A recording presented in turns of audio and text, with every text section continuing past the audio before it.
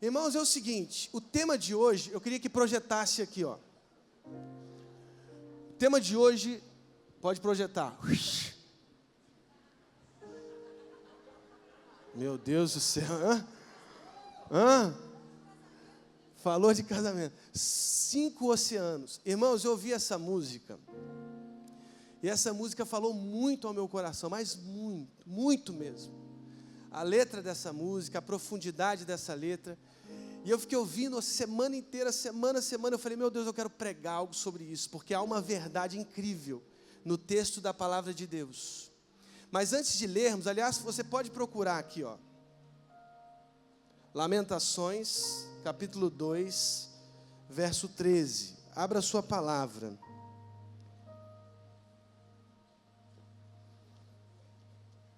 Lamentações, capítulo 2, verso 13. Eu fiquei ouvindo essa música e Deus falando comigo. Meu Deus do céu, ainda mais com a voz bonita da Ariane. Meu Deus, eu fiquei muito impressionado. E aquela palavra entrando no meu coração, entrando no meu coração. Lamentações 2, verso 13. Diz o seguinte, a palavra de Deus. Como posso dizer ao seu favor? Com que posso compará-la, ó cidade de Jerusalém? Com que posso assemelhá-la, a fim de trazer-lhe consolo, ó virgem, ó cidade de Sião? Sua ferida é tão profunda quanto o oceano. Quem pode curá-la? A sua ferida é tão profunda quanto o oceano. Quem pode curá-la? Nós vamos orar nesse momento. A nossa oração vai ser diferente. Eu pedi o Eric e o Rafael para eles cantarem essa música. Enquanto eles cantam, nós vamos fechar os nossos olhos e nós vamos fazer a nossa oração diante do Pai, dizendo: Senhor, fala comigo. Fala comigo. Vamos cantar.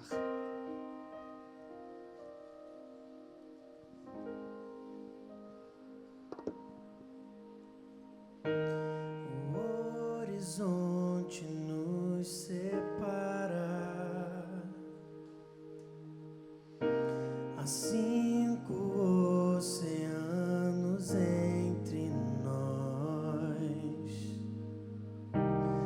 mas o teu amor faz descer os céus, transbordar os mares, mas o teu amor faz descer o céu. A gravidade nos afasta,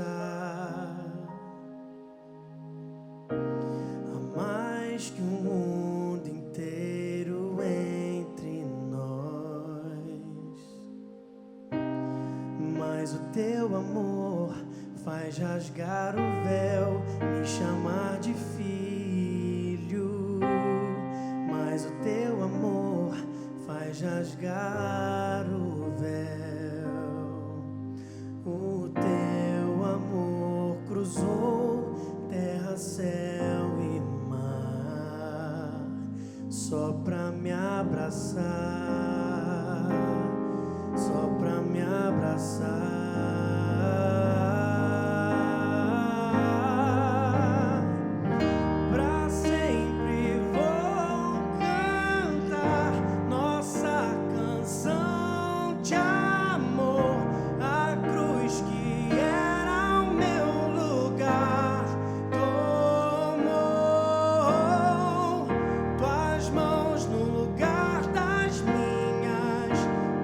Pés no lugar dos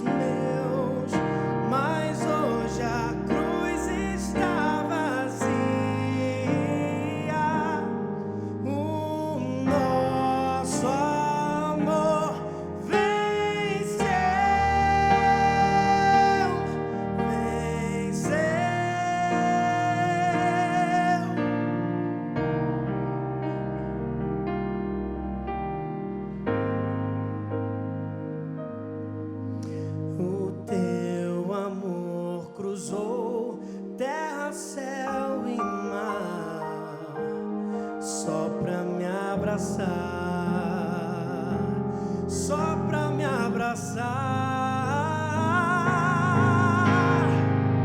Pra sempre vou cantar nossa canção de amor. A cruz que era o meu lugar tomou. Tuas mãos no lugar das minhas, teus pés no lugar dos meus. Mas hoje a cruz está vazia. O nosso amor venceu, o nosso amor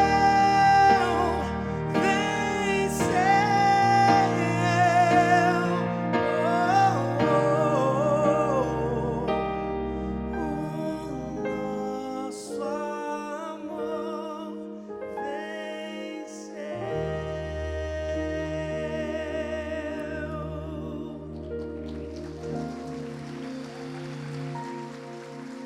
Ó Senhor Jesus, o nosso amor venceu. O nosso amor venceu. No nome de Jesus. Amém. Amém?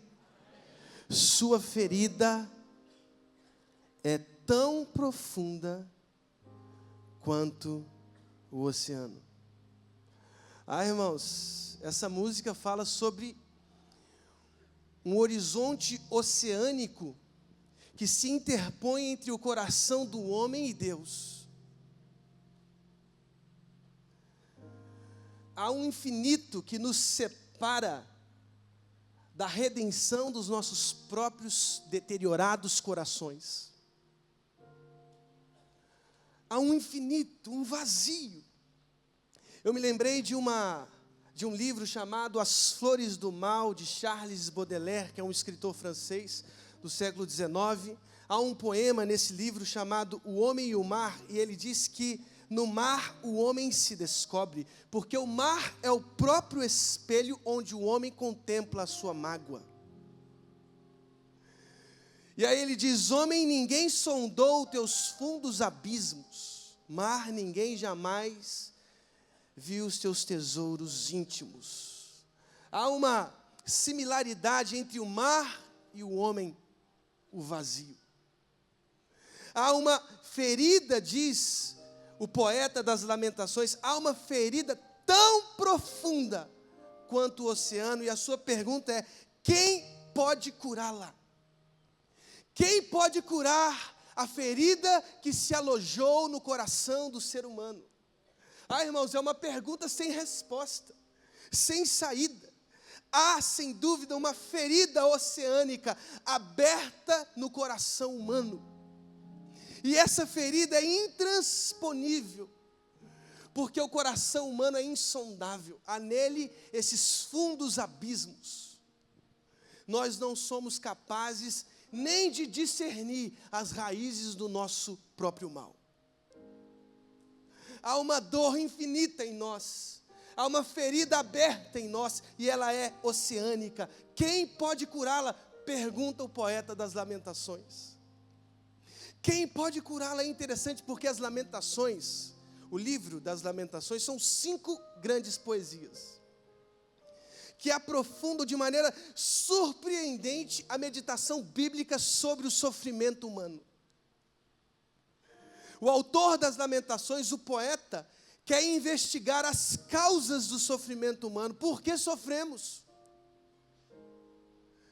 O autor das Lamentações quer justificar por quê? Porque aquele traumatismo físico e moral pelo qual o próprio povo de Israel passou, através das invasões babilônicas, porque você bem sabe, em 586 a.C., a Babilônia invade Israel, destrói o templo, destrói a cidade, destrói os muros. Irmãos, qual era a teologia oficial de Israel? A teologia de Sião, que dizia que Deus morava em Sião. Deus morava no templo.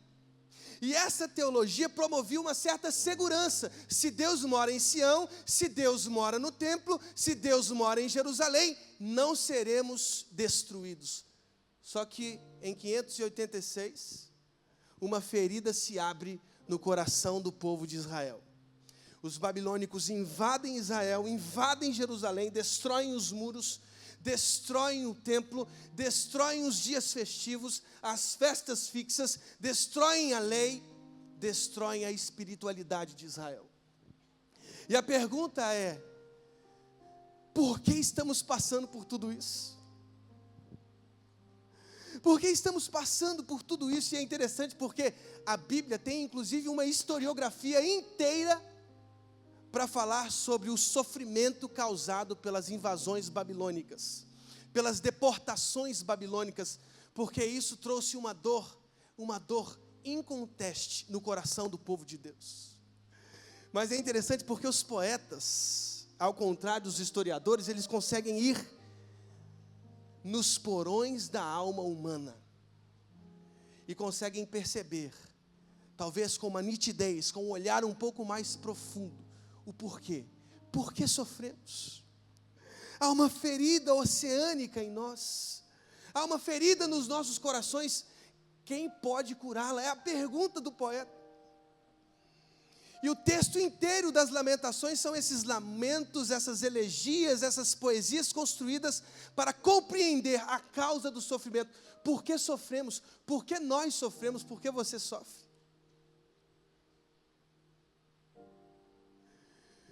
E a primeira coisa que eu afirmo a partir do texto das Lamentações é que o sofrimento humano, ele é insolúvel. Não há solução para o problema humano. Não há solução, não há remédio para o problema humano. Não há nada nas realidades materiais que podem fornecer um remédio para o nosso problema. O problema humano é insolúvel. Não há remédios, não há médicos capazes de solucionar o problema humano. Pastor, qual é a sua dica? Suicídio coletivo? Não, irmãos, calma. Calma, estamos no primeiro ponto ainda. Eu só estou afirmando que não há solução para o problema humano. Veja, irmãos, é interessante, por exemplo, a teoria marxista. Enquanto teoria de análise da sociedade, ela está entre outras tantas que analisam o social e as causas do mal. Mas a solução marxista para o problema do mal, ela é uma ilusão. Ela é idiota. Porque ela diz que ao abolirmos a propriedade privada, teremos um ser humano feliz no final do processo revolucionário. Mas a teoria se esquece que no final da revolução do proletariado, ao destruirmos a propriedade privada, quem está lá depois da revolução? Eu e você, nós seres humanos. No final do processo revolucionário, o homem está lá, o seu coração imundo está lá.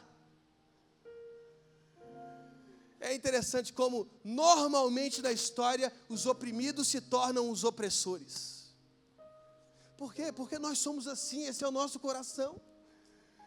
Não há solução nas nossas mãos para o nosso problema.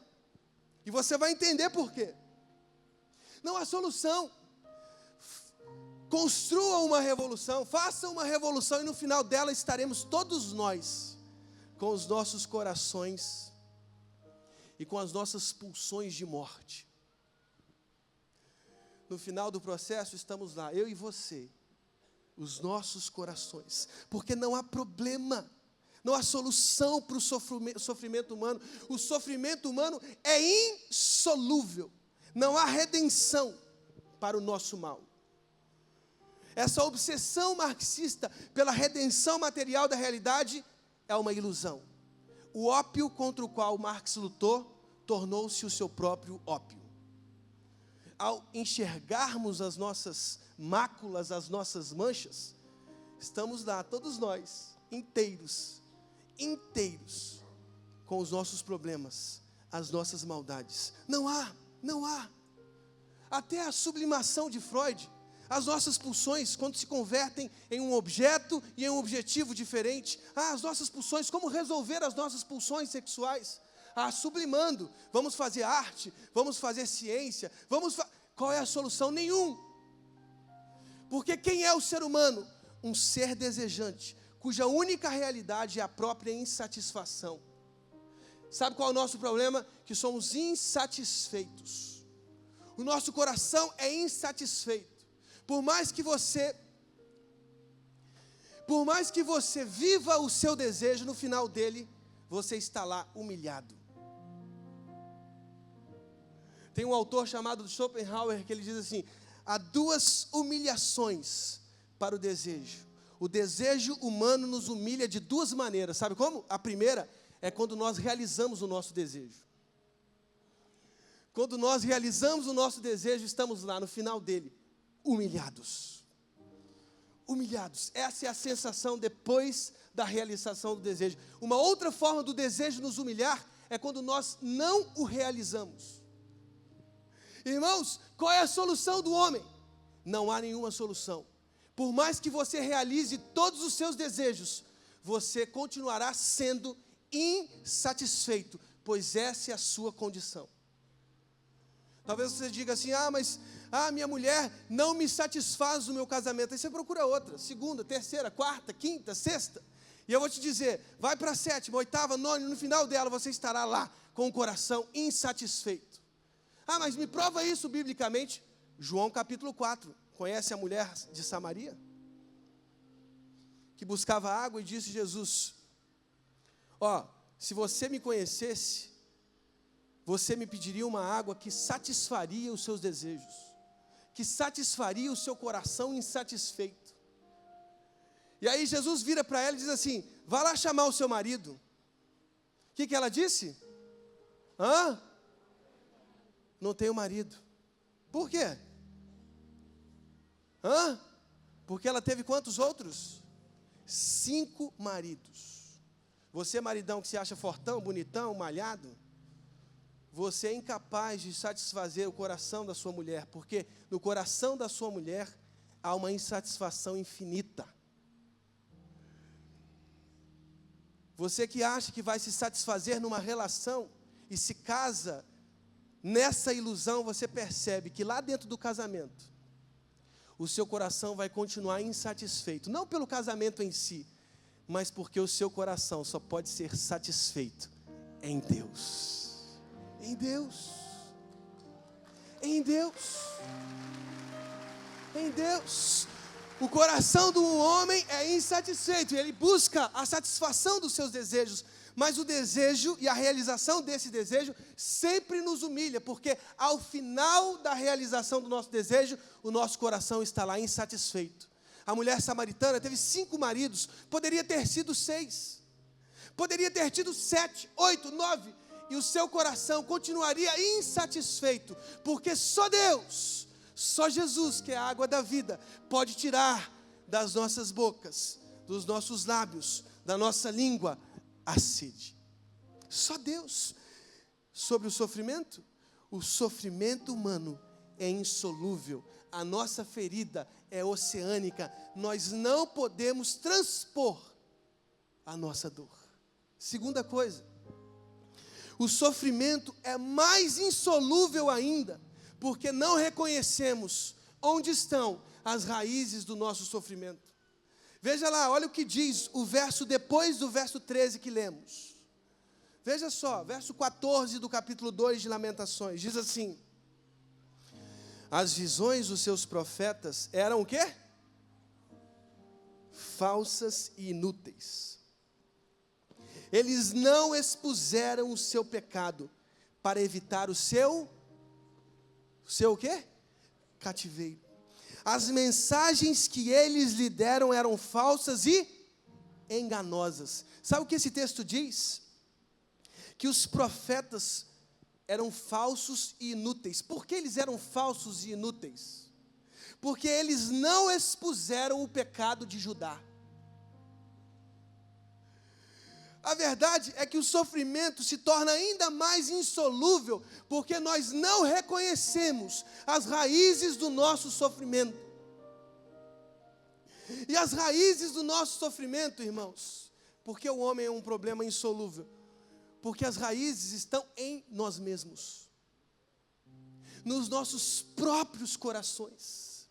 Estes profetas de Judá e Israel tentaram esconder as raízes, não expuseram o pecado do povo, por isso não evitaram o cativeiro. O cativeiro babilônico, o sofrimento, as deportações, as invasões babilônicas, a destruição do templo, dos muros, das festas fixas, do sábado, tinha uma causa: o pecado. Só que esses profetas, estes sacerdotes, esses líderes do povo e o próprio povo, eles tentaram esconder as raízes do seu sofrimento. Sabe o que diz lá em 2 Samuel 12:7? 2 Samuel 12:7 diz assim: você é esse homem, disse Natã a Davi. Irmãos, no EDD a gente trabalha muito isso, no encontro de discipuladores com Deus. Aliás, se você não fez, faça. É um encontro muito importante, muito importante. A gente trabalha muito isso, sabe por quê?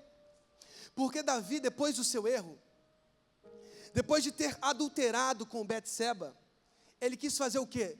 Ele quis esconder as raízes do seu erro, as raízes do seu pecado. Ele se escondeu.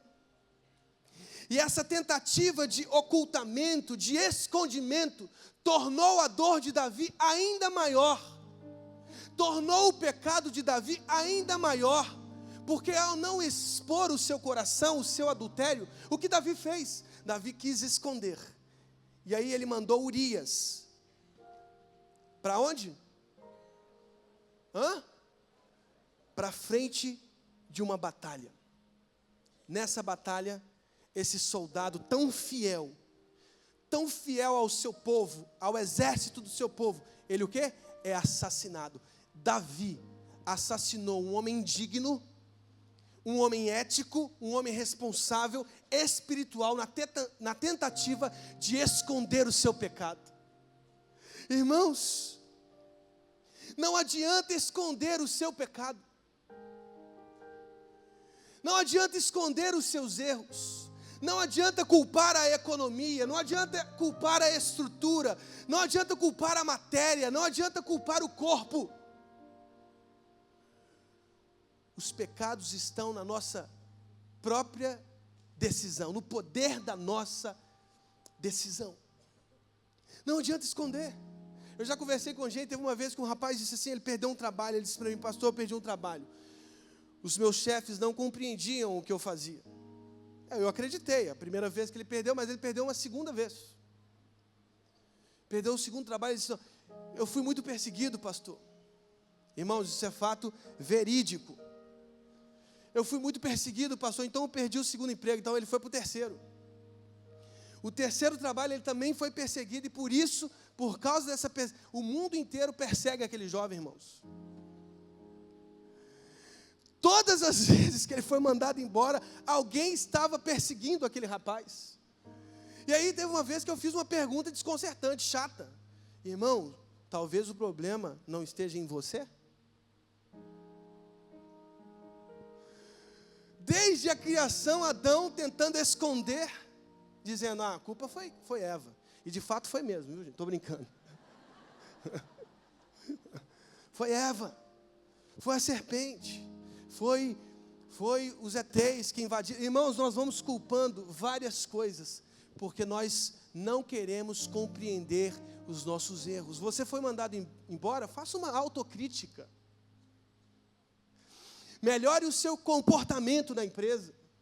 Melhore a sua atuação. Talvez melhorando a sua atuação, fazendo uma autocrítica, melhorando o seu comportamento, você vai ter resultados maiores, melhores. Irmãos, não adianta. Você já viu, irmãos, gabinete é uma coisa interessante. Eu dou aula lá no Seminário do Sul, e eu falo para os alunos assim: vocês podem estudar muita teologia, mas vocês vão entender de vida pastoral o dia que vocês forem para um gabinete. Porque vai a mulher para o gabinete, ela diz: meu marido, ele é um assassino, ele é um espancador, ele vai culpando, vai tornando o marido pior, mas sempre querendo voltar para esse mesmo marido que ela diz que é uma desgraça. Ele é isso tudo? É, pastor, ele é isso tudo. E você quer voltar? Quero.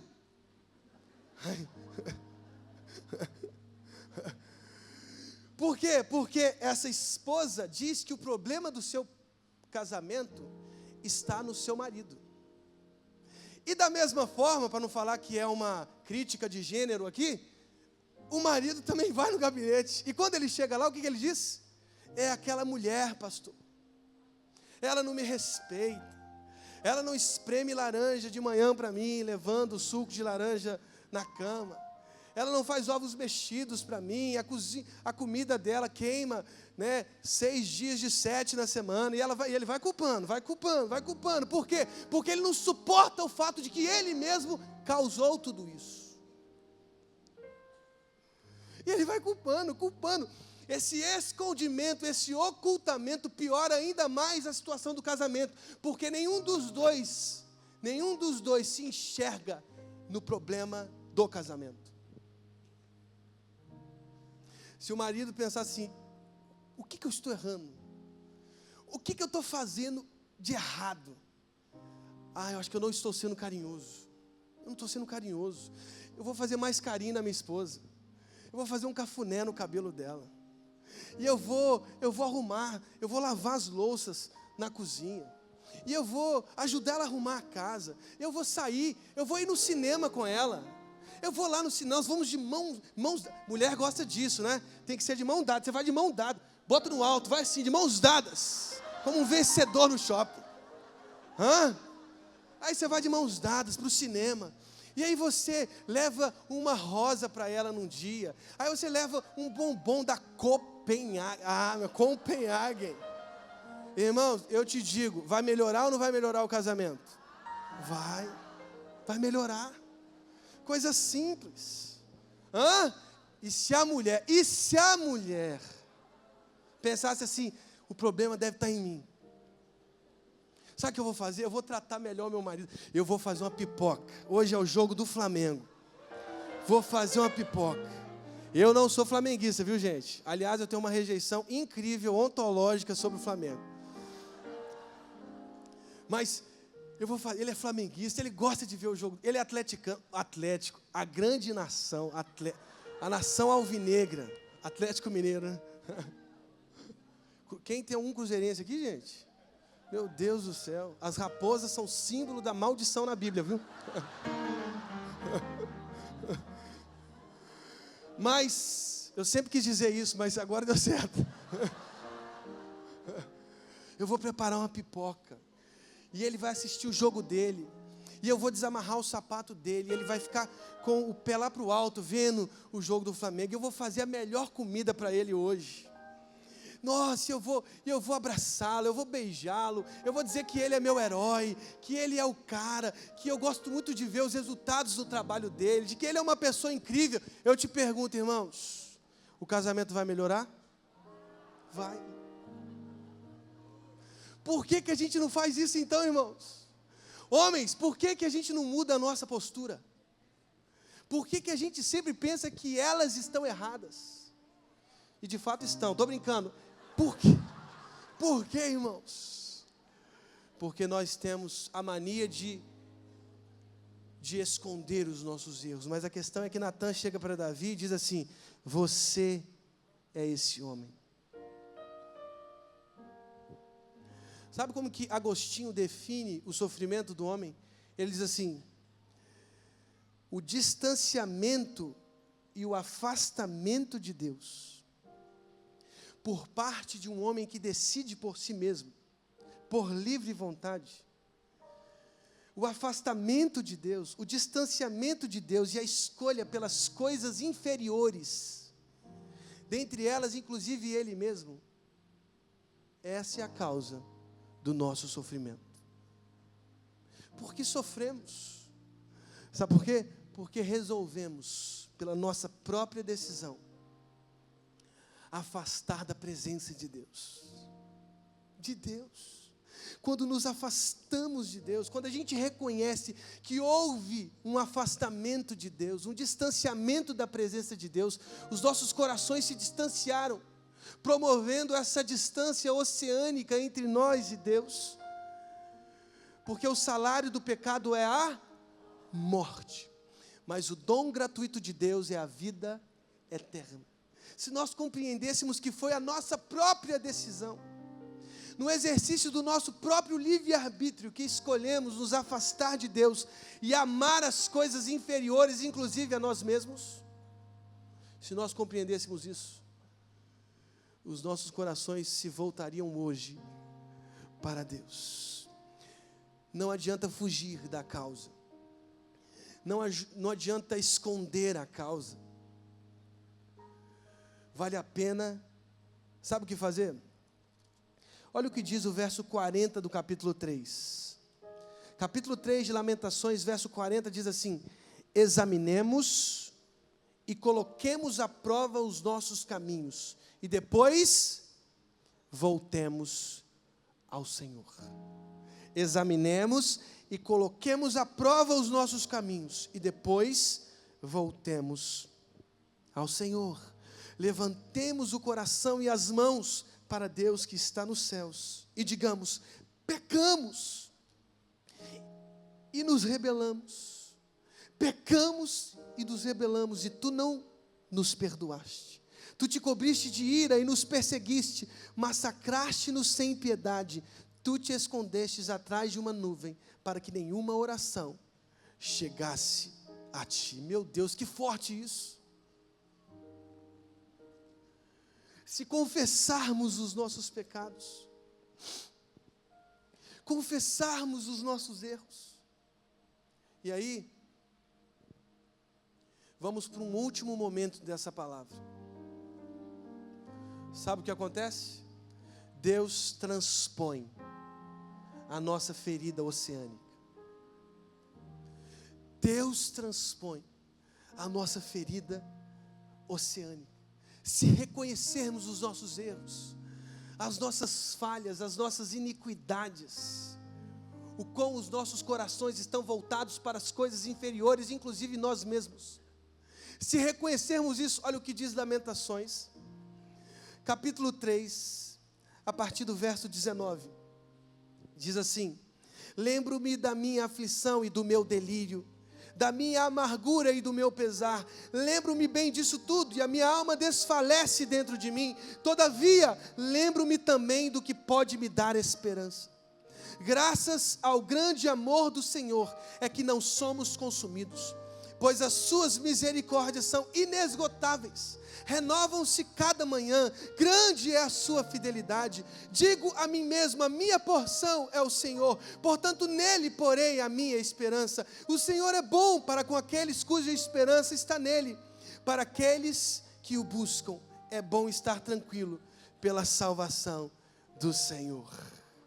Se o meu povo, que se chama pelo meu nome, se humilhar e orar, e se converter dos seus maus caminhos, então eu ouvirei do céu, perdoarei os seus pecados e sararei a sua terra. E sararei a sua terra.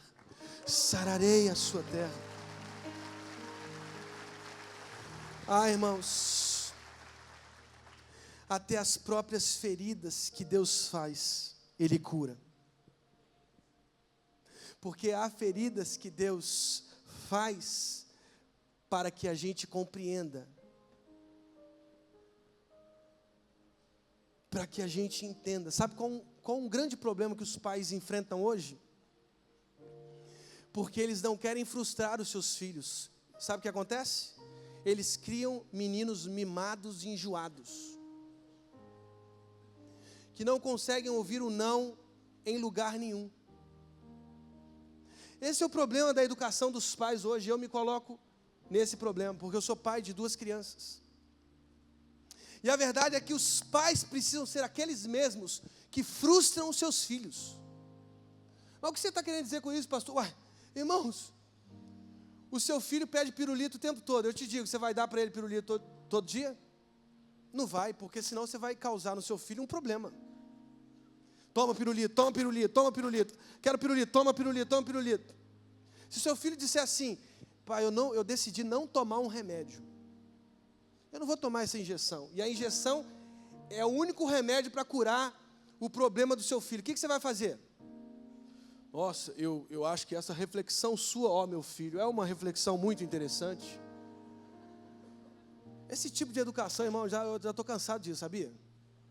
Essa reflexão sua é muito interessante. Eu quero ouvir, vamos ouvir mais. Irmão, vai sair só porcaria depois disso. Porque a primeira já foi falada.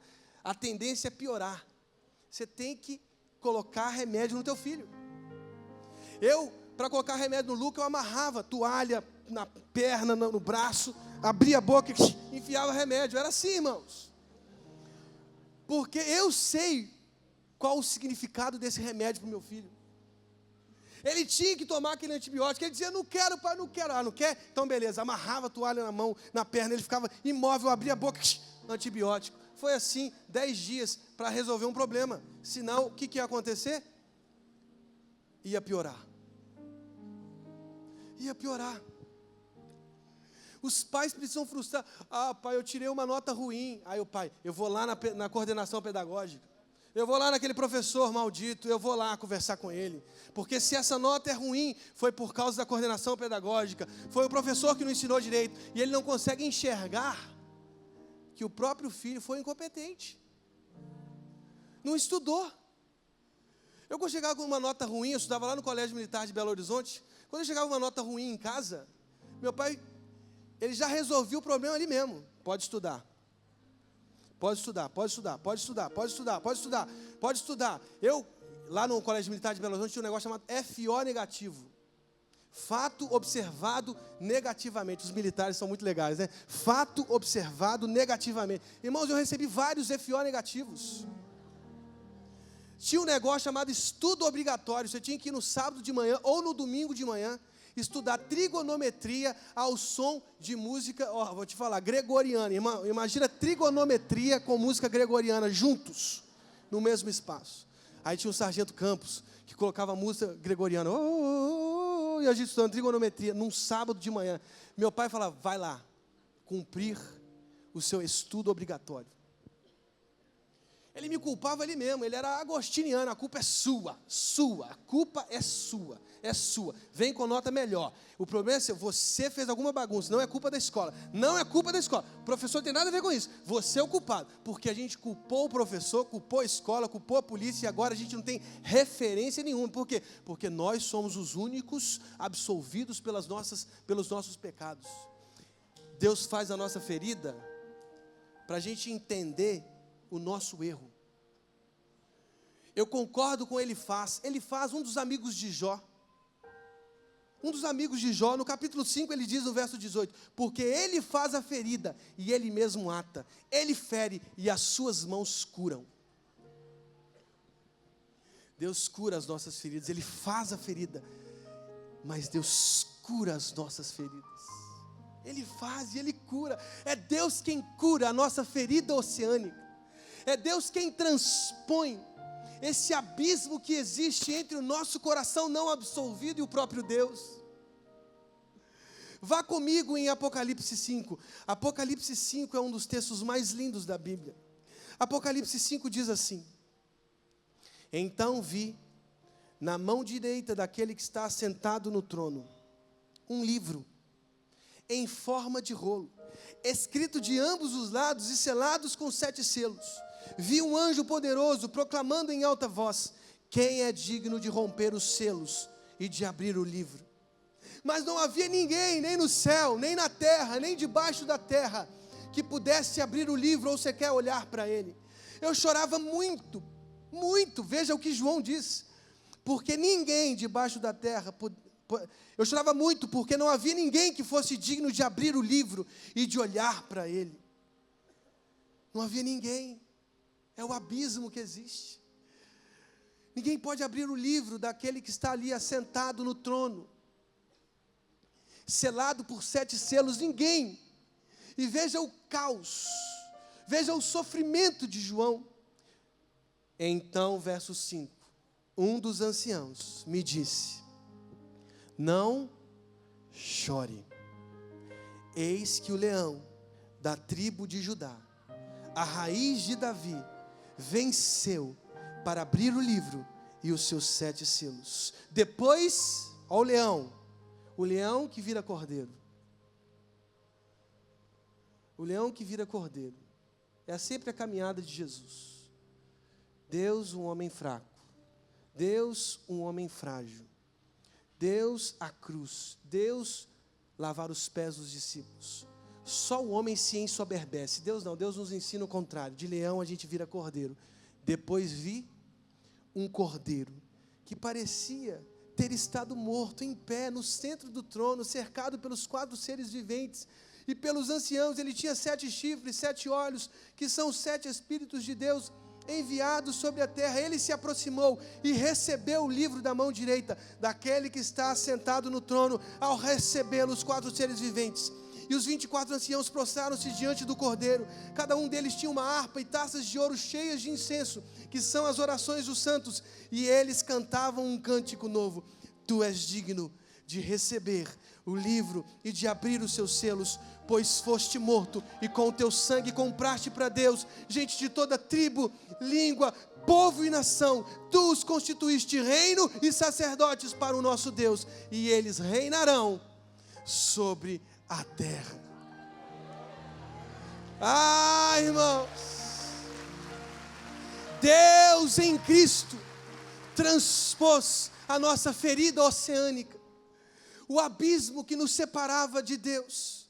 Deus em Cristo nos aproximou os nossos corações, aviltados pelos nossos pecados, pelas nossas próprias iniquidades. Ele, Deus em Cristo, aproximou os nossos corações tão pecaminosos, tão deteriorados pelas nossas perversões, pelas nossas maldades, pelas nossas iniquidades, e Ele em Cristo transpôs os oceanos, os 5, a totalidade, os horizontes mais abismais. Ele transpôs e nos trouxe vida. Ele é o Cordeiro de Deus que tira o pecado do mundo. Eis o Cordeiro de Deus que tira o pecado do mundo. Eis o Cordeiro de Deus que tira o pecado do mundo. Ele tira o meu pecado, o seu pecado, os nossos pecados. Fique de pé nesse momento, nós vamos orar.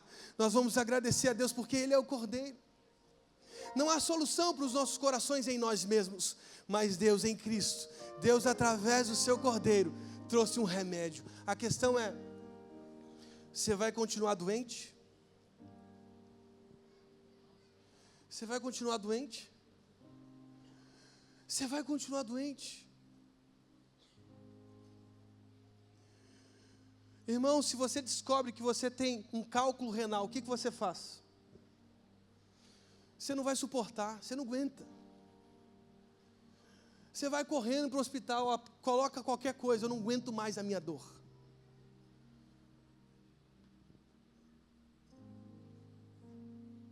Se você descobre que você tem uma infecção e ela está alastrando no seu corpo, o que você vai? Me dá um antibiótico, me dá um remédio. Irmãos, há uma infecção que está infestando o seu coração, a sua alma. Há uma dor em você, há um sofrimento em você. E a solução está no remédio que Deus está nos dando, em Cristo, através do seu Cordeiro. Irmãos, o nosso sofrimento em Cristo é inclusive justificado, porque em Cristo estamos dispostos a carregar a nossa própria cruz. Em Cristo os nossos sofrimentos podem até existir. No mundo tereis aflições, mas tem de bom ânimo, eu venci o mundo. Os que sofrem em Cristo sabem que até o morrer é lucro, porque é apenas uma passagem para a eternidade com Deus. Eu te pergunto, você vai continuar doente? Você vai continuar doente? Um remédio. Pastor, está aí no seu copo de água. Não, o remédio não está aqui. Está na religião que você está propondo. Não está em religião que eu estou propondo. Irmãos, religião, aliás, ao invés de religar, acaba afastando o coração do ser humano de Deus.